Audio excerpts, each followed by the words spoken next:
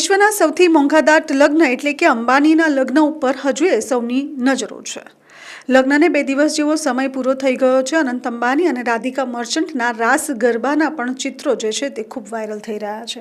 તેવામાં રાધિકા મર્ચન્ટનું રાસ ગરબા લુક જે છે તે અત્યારે વાયરલ છે અને તેના ઉપર શ્રીનાથજીની જે છાપ જોવા મળી રહી છે, એટલે કે રાધિકા મર્ચન્ટના ચણિયા ઉપર શ્રીનાથજીની જે છાપ જોવા મળી રહી છે, તેનાથી હિન્દુ ભક્તો અને શ્રીનાથજીના ભક્તોએ ચિંતા અને દુઃખ બંને વ્યક્ત કર્યું છે।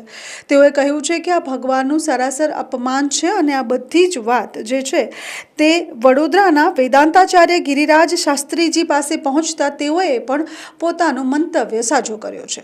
ચાલો સાંભળીએ તેમને શું કહ્યું છે। હમણાં મને કોઈકે એક ફોટો મોકલીને કહ્યું કે તમારે બોલવું જોઈએ અને મને ખરેખર લાગ્યું કે ના, મારે બોલવું જ જોઈએ અને એટલે મારી પાસે જે 7 મિનિટનો સમય છે એમાં હું ચોક્કસ બોલીશ કે હમણાં જ એક કહેવાતા, પોતાની જાતને વૈષ્ણવ કહેવડાવતા એક શ્રેષ્ઠીના દીકરાના લગ્ન થયા ભારતમાં। હવે લગ્ન થયા કે લગ્નનો એને તમાશો કરી નાખ્યો ઘણા મહિનાઓથી અને ધૂમ પૈસા ખર્ચ્યા। એનો અમને શું વિરોધ હોય, શું વાંધો હોય, પણ એ વ્યક્તિએ પોતાના દીકરાની થનારી વહુના ગરબાના ઘાઘરામાં શ્રીનાથજીનું ચિત્ર અને શ્રીનાથજીના ભરતકામ કરાવીને ભરાવ્યું અને ખરેખર એ પોતાની જાતને વૈષ્ણવ કેવડાવવાને લાયક છે।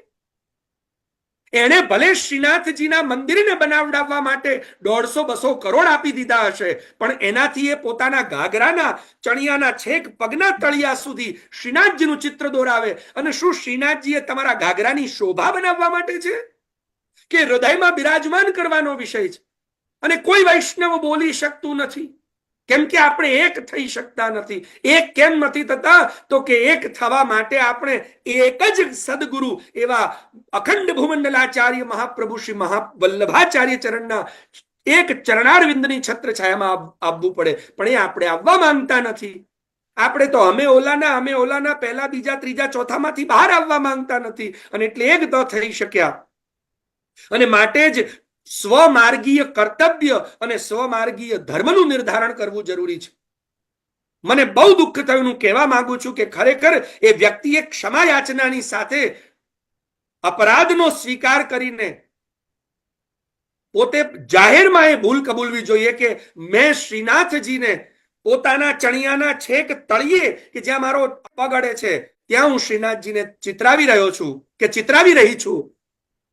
પૈસાથી ગમે તે થઈ શકે છે, મારા શ્રીનાથજીને તું તારા પગના તળિયા સુધી શોભા શણગાર બનાવે એ અમારા માટે માન્ય નથી। અને હું અવશ્ય એ જે મહારાજના ત્યાં જતા હોય કે જે મહારાજના સેવક હોય કે જે મંદિરે જતા હોય એમને પણ હું કહીશ કે એમણે એમ કહેવું જોઈએ કે તમે આ ભૂલ કરી છે। પ્રિયજનો, આપણે પણ આ વિચારવું જોઈએ। પ્રિયજનો, આ બહુ દુઃખની વાત। શ્રીનાથજીએ આપણા હૃદયનો વિષય, આ વ્રજાંગનાઓએ પોતાના અંગે અંગમાં, પોતાના હૃદયમાં, પોતાના મસ્તક પર પ્રભુને પધરાવ્યા છે અને એટલે આવી વ્રજાંગના બનશો ને તો તમારી સાથે પ્રભુ વિહાર કરવા તત્પર છે અને વિહાર કરવાની પ્રભુની ઈચ્છા છે।